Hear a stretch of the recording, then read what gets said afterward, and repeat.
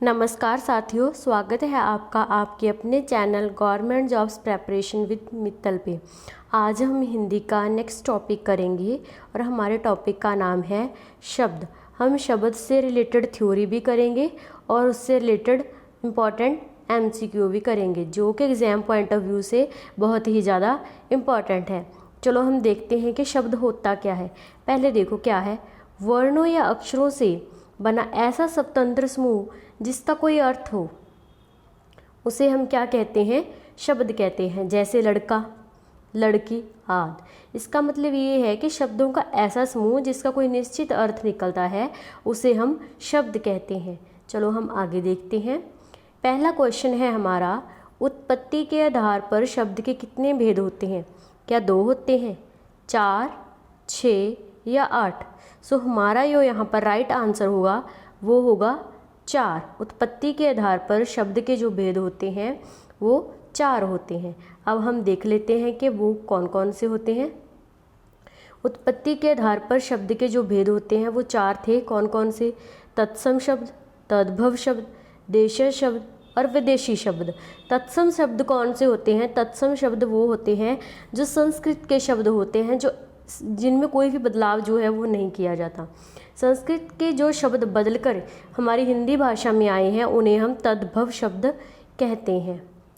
देशज शब्द कौन से होते हैं? जो हमारे अपने देश के होते हैं। और विदेशी शब्द जो हम दूसरी भाषाओं से लेते हैं, जैसे अंग्रेजी भाषा के शब्द हो गए, फारसी भाषा के शब्द हो गए, ऐसे शब्दों को हम विदेशी शब्द कहते हैं। नेक्स्ट क्वेश्चन देखते हैं हम अपना। संस्कृत के ऐसे शब्द जिसे हम यूं का त्यों प्रयोग में लाते हैं, उन्हें हम क्या कहते हैं? पीछे हमने देखा भी था। चलो हम देखते हैं कि ऑप्शंस क्या हैं इनके।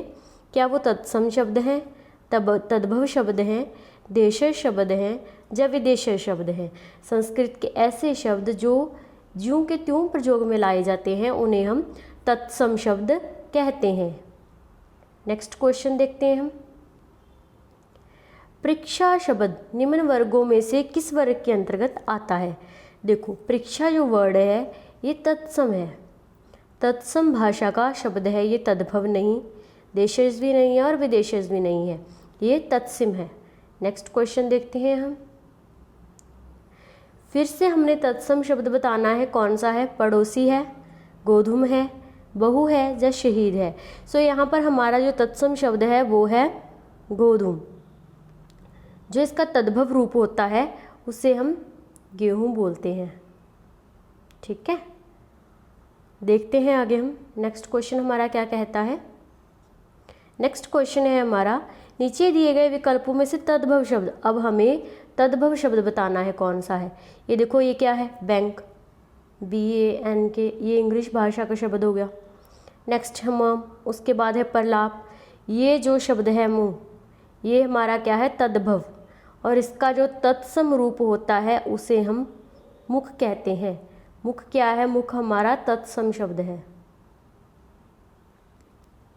नेक्स्ट क्वेश्चन हम अपना देखते हैं।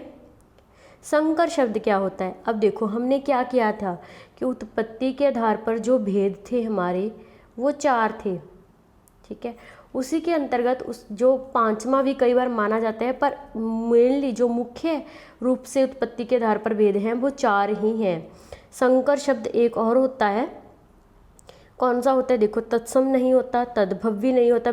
2 भाषाओं के जो शब्दों से मिलकर जो शब्द बनता है उसे हम संकर भाषा का शब्द कहते हैं। जैसे देख लो कैसे होगा। देखो ऑप्शन जो हम एग्जाम्पल्स देखते हैं, जैसे रेलगाड़ी, ये 2 भाषाओं का शब्द है।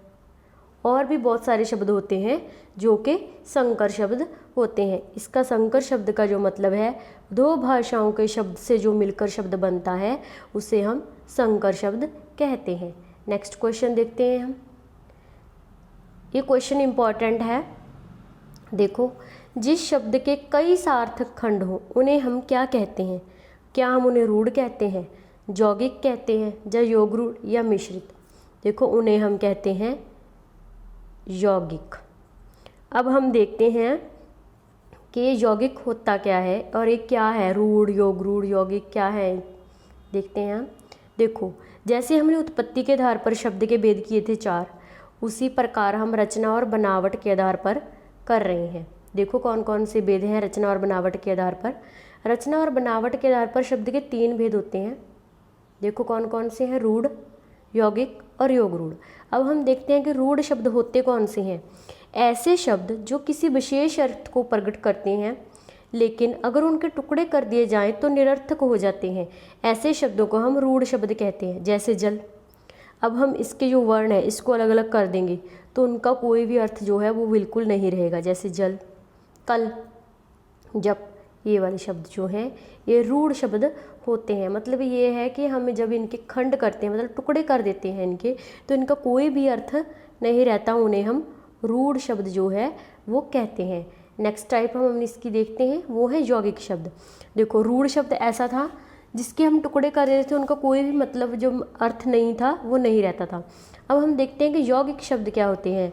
यौगिक शब्द ऐसे होते हैं जो दो सार्थक समूह शब्दों के मेल से बनते हैं। जैसे देखो क्या लिखा हुआ है, ऐसे शब्द जो किन्हीं 2 सार्थक शब्दों के मेल से बनते हैं वे शब्द यौगिक शब्द कहलाते हैं। इन शब्दों के खंड भी सार्थक होते हैं। देखो कैसे, अब ये स्वदेश है तो ये एक शब्द, लेकिन जब हम इसके खंड करते हैं 2, स्व प्लस देश, इन दोनों का ही अपना अपना मतलब होता है, इनके खंड भी सार्थक होंगे हमेशा।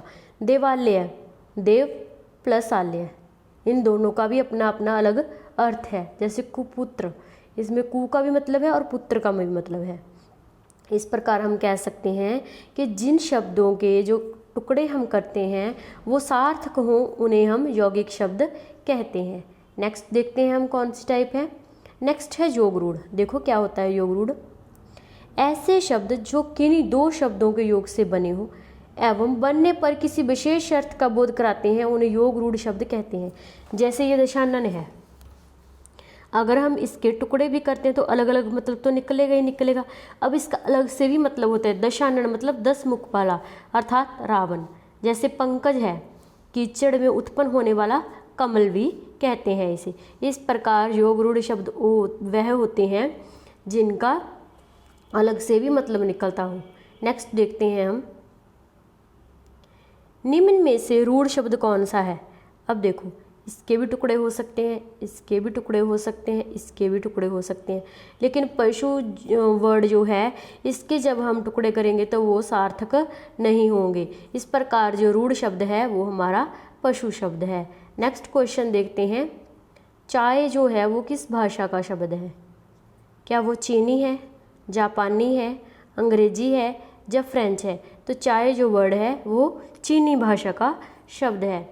नेक्स्ट क्वेश्चन हम देखते हैं, स्टेशन किस भाषा का शब्द है। क्या फ्रेंच है, अंग्रेजी है, डच है या चीनी है। तो हम देखते हैं कि जो स्टेशन वर्ड है वो हमारा इंग्लिश भाषा का शब्द है, अंग्रेजी भाषा का शब्द है। नेक्स्ट क्वेश्चन हम देखते हैं अपना, ये आ गया हमारे पास रेलगाड़ी। रेलगाड़ी शब्द कौन सा है। क्या ये तत्सम है, नहीं। देशज है, नहीं। विदेशज भी नहीं है। ये है संकर भाषा का शब्द। संकर शब्द कौन से होते थे, जो 2 भाषाओं के मेल से, 2 भाषा के शब्दों के मेल से बनते थे, उन्हें हम कौन से शब्द कहते हैं, संकर शब्द कहते हैं। रेलगाड़ी वैसा ही शब्द है। नेक्स्ट क्वेश्चन हम अपना देखते हैं, वानर का तद्भव रूप क्या होगा। हमने पीछे किया था तत्सम रूप और तद्भव रूप। देखो कौन कौन से तत्सम रूप, तो वही जो संस्कृत के हम ज्यों के त्यों प्रयोग में लाला ले लेते थे, उनमें कोई भी बदलाव जो है वो नहीं करते थे। लेकिन जो बदलाव के सहित हम शब्द प्रयोग में लाते हैं उन्हें हम तद्भव रूप कहते हैं। क्या ये वानर होगा, नहीं। बंदर, बांदर या बांदर, तो हमारा जो राइट ऑप्शन होगा वो वी होगा, बंदर। ये वाला जो है ये इसका तद्भव रूप है और ये तत्सम रूप है। नेक्स्ट क्वेश्चन हम अपना देखते हैं, दर्शन का तद्भव रूप क्या होगा। क्या दर्शन, दर्शन, दर्श या दसरन। देखो क्या बनेगा। सो हमारा जो राइट ऑप्शन होगी वो होगी बी, दर्शन। नेक्स्ट क्वेश्चन देखते हैं हम अपना। मैजिस्ट्रेट किस भाषा का शब्द है? तत्सम बिल्कुल भी नहीं, तद्भव नहीं, देशज नहीं। तो ये अंग्रेजी भाषा का शब्द है ना, तो हम इसे विदेशज शब्द कहेंगे। नेक्स्ट क्वेश्चन हम अपना देखते हैं। स्वतंत्र सत्ता धारण न करने वाले शब्द क्या कहलाते हैं? क्या वो रूढ़ हैं, यौगिक हैं, योग रूढ़ है, या इनमें से कोई भी नहीं? तो जो ऐसे शब्द जो शब्द स्वतंत्र सत्ता नहीं धारण करते उन्हें हम यौगिक शब्द कहते हैं। ये दो शब्दों के समूह से बनते हैं। नेक्स्ट क्वेश्चन हम देखते हैं। जिन शब्दों की उत्पत्ति का पता हमें नहीं चलता उन्हें क्या कहते हैं? क्या वो तत्सम है? वो तो हमें पता होगा कि संस्कृत के शब्द हैं। तद्भव शब्द हमें ये भी पता होगा कि वो जो तत्सम से चेंज होकर आए हैं उन्हें हम तद्भव कहते हैं।